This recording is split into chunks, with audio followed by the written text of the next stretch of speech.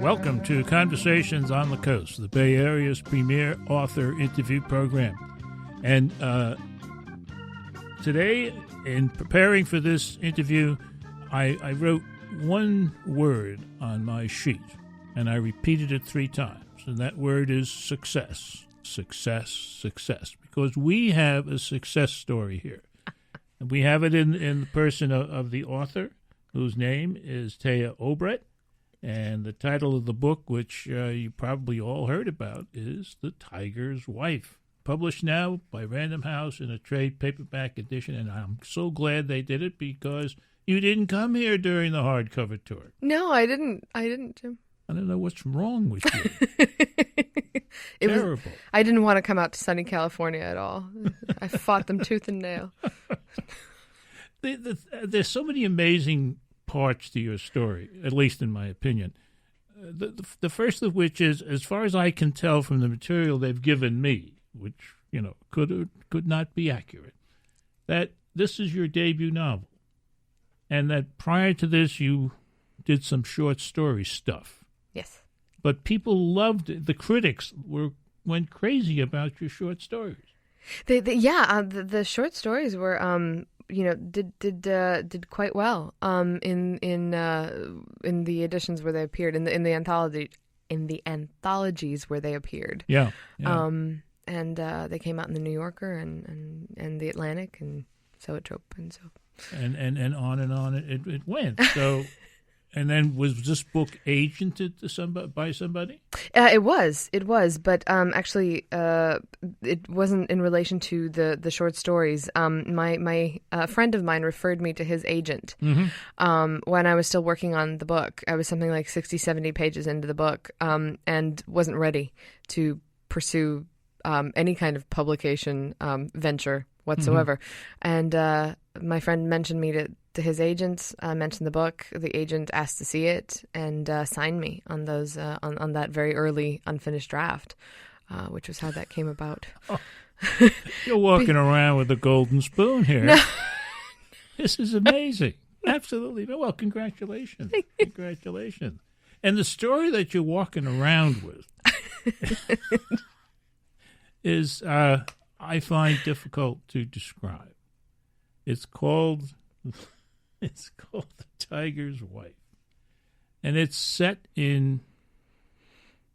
And you're never clear on this, but the reviewers tell me it's set in Yugoslavia, and that it tells the story of a relationship between a grandfather and his granddaughter. Yes, and which is not much of a selling point, it seems to me. But what I got out of the book was a tremendous experience that you somehow took me from where I was sitting to what we now know as Yugoslavia. But that's not important. What's important is you took me to a town called Galina. And inside the homes, inside the businesses, but more importantly, inside the hearts and minds of these people. Thank you. That is one heck of an achievement. I just feel like I've been there, like I have a passport, which I don't. I have no passport. That's good. You can't lose it. That's true. Now, where did this come from? You were born, it tells me here, in the former Yugoslavia, and you spent some of your childhood in Cyprus and Egypt. I did. And some of it, you told me off air, in Palo Alto. That's right. I mean, that's very exotic. It was for me at the time. I coming from these tiny private British schools in Cyprus and Egypt, where I had sort of learned English, and where they, you wear a uniform and it's starchy and awful and striped, scratchy. Yeah, but starchy too. Yeah, like really, really sort of starched. And therefore scratchy. it was just so strange to go into the American school system, which was so super exotic. It was massive, and you were allowed all this freedom, and yeah. Yeah, you could go across the street for lunch. That's right. Clog up the whole shopping area. Just make a line across Embarcadero. Nobody's Palo Alto students. And so you finished high school there, and it's not really important too much what happened after that. When did you start writing? I started writing unofficially when I was 8 years old, when we were living in Cyprus, because it was a totally self-serving act. My mother had this new laptop that was like a brand new thing and beautiful and weighed about 3,000 pounds, Yeah. And for me, it held the same fascination as a baby brother or a new puppy, and I wanted to play with it. Yeah. And couldn't do so unless I was doing something productive. My mom wouldn't let me just sit there and type numbers into the calculator. So I wrote a short story about a goat who has a bad day, and I was just learning English, so it was in English.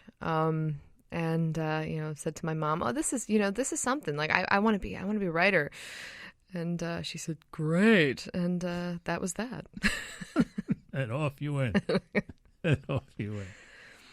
So when this was first published, what was the word they use these days? What was the buzz at the publishers? This was published by Random House in hardcover. It was, yeah. Well, I was fortunate enough that a lot of people at Random House, through their support behind it, they had enjoyed the book, and the booksellers came next, and then the critics, and I guess the readers. So yeah. Well, we will get back to what's inside the success story, which is called "The Tiger's Wife" by Tea Obreht, after a few messages. Stay tuned.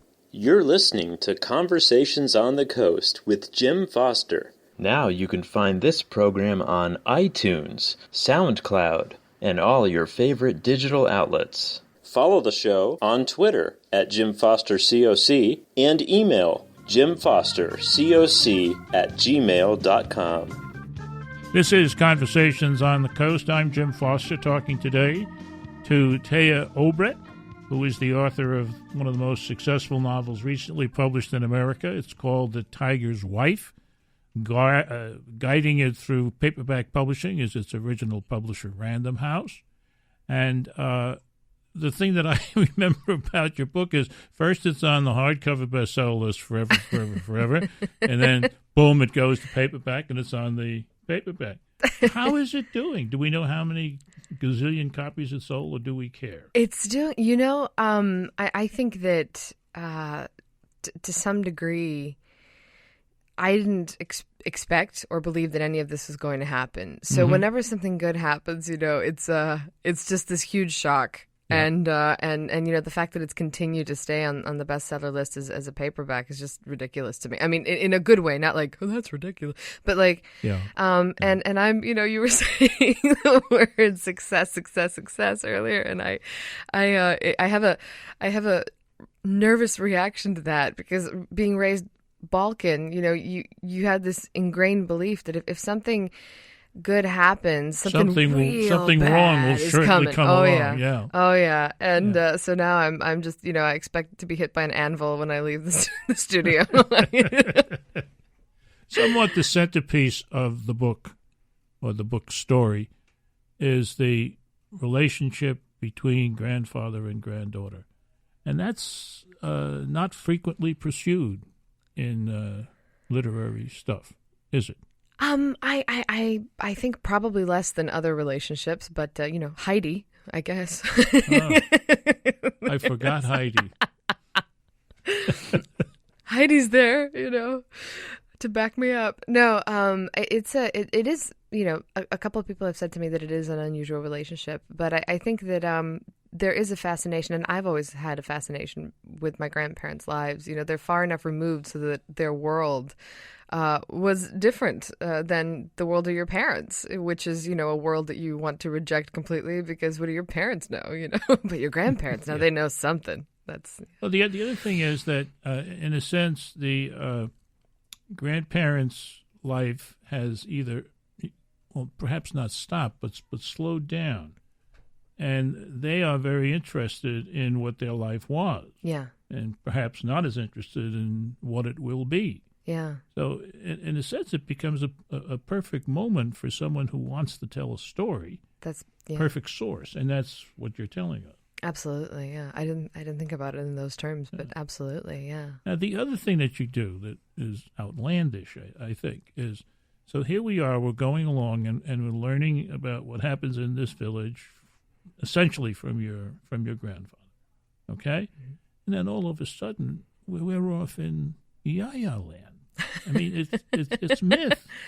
It's where does that come from? I mean, and you do it. You throw us into the other place very nicely. Thank you. But where did that come as an idea? I think it just sort of grew by itself, the way myth kind of does, and I think that. I knew that this story was going to be about the relationship between sort of a harsh reality and something that's shared between people that may or may not be true. And I think that in the kind of myth that shows up in The Tiger's Wife, there's an interactive sense of choice. You choose whether or not the myth is the way you want to see the world. And as Natalia is doing as well, because that's a perspective of her grandfather's, and then a way to see her grandfather that she should either accept or not.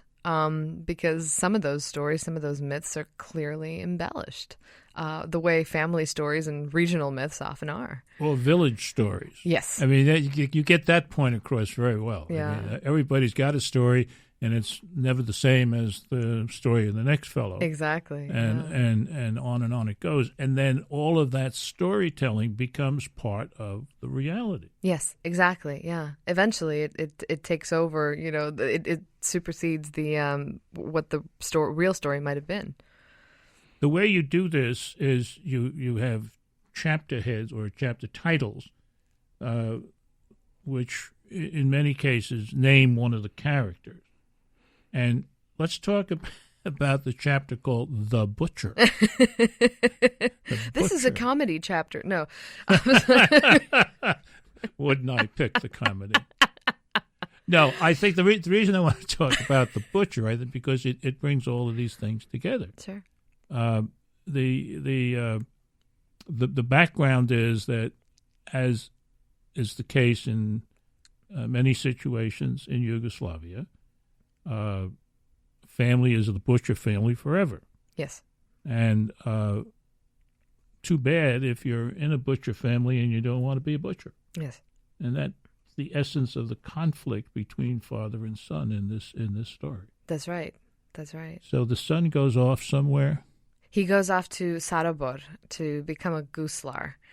Hold on now. That's a wonderful new word here. We play a lot of music on the station, and what is the name of this instrument that he plays? It's the gusla. It's a traditional sort of Balkan region instrument, a kind of one-string fiddle.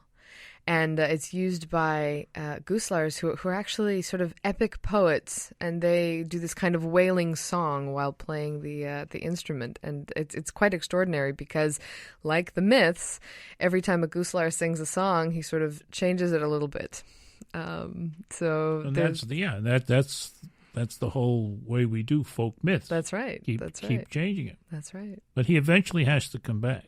He does. He has to come back. His family sort of falls apart, due to famine and death and the abandonment of family obligations, and he's the only one left, and he has to come back, and he sees in this a way to continue. He sees in his inheritance a way to continue his song playing, but unfortunately, this is contingent upon him coming back with a wife, and he gets thwarted. And ends up, his grand plan goes. That's right. Nowhere, unfortunately. That's right. And some terrible stuff happens as a result of it. That's right. But it's an interesting. One of the things that comes up in the butcher, and it comes up elsewhere in the book, is that if you live in a village like this and your family has been responsible for some aspect of village life, you have an obligation to continue that. That's right. And we would sit here in America and say, how quaint. Yes, true. But, there is a place for that because, it holds up the fabric of how an entire, how your hometown functions. And, you yourself identify with this obligation. And if you don't, then, then things happen, as they often do in traditional societies. Well, we can talk about theories of writing and plot structures and all like that. But, the essence of a book, believe it or not, kids, are the words. And when we come back, we're going to hear this author read some of her words. Don't miss it. You're listening to Conversations on the Coast with Jim Foster. Now you can find this program on iTunes, SoundCloud, and all your favorite digital outlets. Follow the show on Twitter at JimFosterCoc and email jimfostercoc@gmail.com. Jim Foster here. That means it's Conversations on the Coast time, and we're spending our time today with Tea Obreht, who has written one of the most successful novels of recent memory called The Tiger's Wife, brought to you by the wonderful folks at Random House, now in a very affordable paperback edition. And we usually open segments here by reading from the reviews, which I neglected to do, opening the last segment. Therefore, I will open this segment with two reviews. The first one from Michiko Kakutani of the New York Times, who says, in part, a hugely ambitious, audaciously written book. Obreht writes with remarkable authority and eloquence, and she demonstrates an uncommon ability to move seamlessly between the gritty realm of the real and the more primary colored world of the fable, an extraordinarily limber exploration of allegory and myth. Miss Obreht has not only made a precocious debut, but she has also written a richly textured and searing novel. Oh, hide your face. Goodness gracious. Now, that's wonderful, and she's tough. She is a tough one. Yeah. And then you have friends over at Time Magazine as well. This astounding debut novel about the former Yugoslavia is so rich with themes of love, legends, and mortality that every novel that comes after it this year is in peril of falling short in comparison with its uncanny beauty. Not since Zadie Smith has a young writer arrived with such power and grace. Now, that's two in a row, and I don't usually do that for anybody. Thank you, Jim. You're welcome. I would like you to read from the book and set the context first. This has to do with what? Where are we here?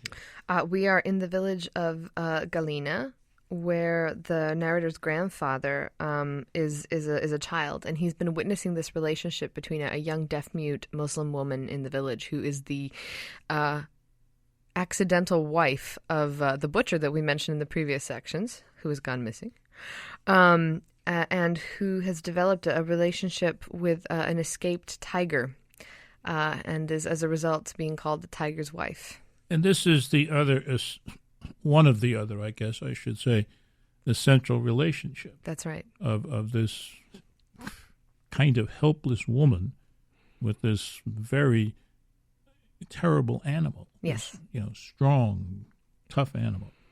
And so read what happens to the grandfather. My grandfather ran down to the end of the pasture and under the fence, following the trail which was becoming deeper as the snow thickened out in the field. All winter he had not come this far, and now, with the snow groaning under his boots, he ran blindly forward, his breath beating wide clouds that fanned out around him. His eyes were watering with the cold. At the edge of the field, the ground dipped down into a stream bed where he got stuck briefly among the icy rocks and then began to slope upward sharply through the thickets at the lip of the forest. The tracks were heavy with hesitation here, and they made twisted, uneven holes in the places where her coat and hair had snagged, forcing her to swivel to free herself, or where the trees had come up quickly and into her eyes. My grandfather kept his head low and reached for the boughs of saplings, pulling himself up, exhausted already but urging himself on and on. Snow, piled thick in the high silence of the pines, slapped down on him as he went.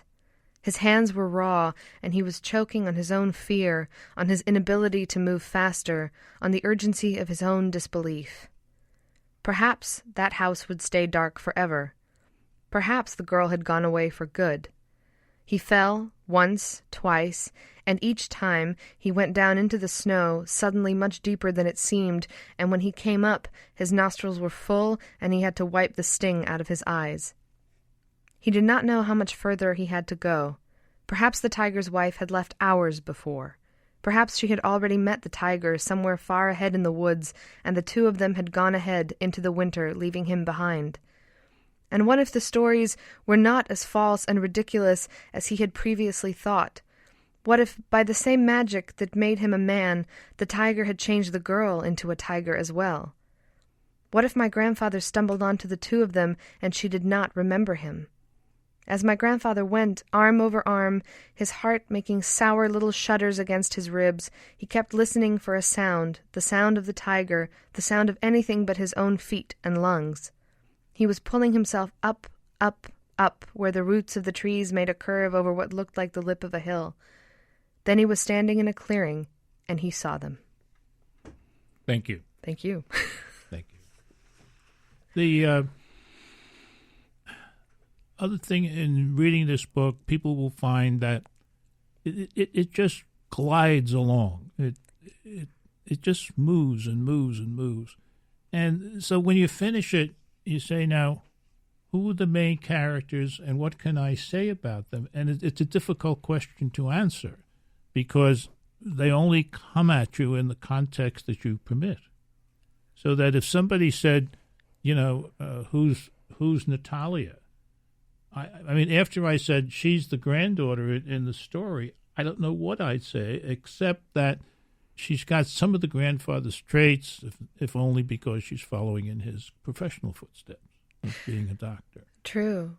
But also, I mean, I think that so much of, you're so right, I think so much of this book ended up being, without sort of my interference or agenda, ended up being about the person's role in the story and how their interpretation of the story makes it live on or die. And that's unexpected, but I'm glad it worked out that way. Apparently, this book isn't about to die.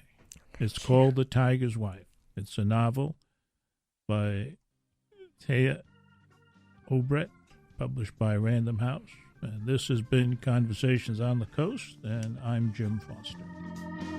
Now you can find this program on iTunes, SoundCloud, and all your favorite digital outlets. Follow the show on Twitter at Jim Foster COC and email jimfostercoc@gmail.com.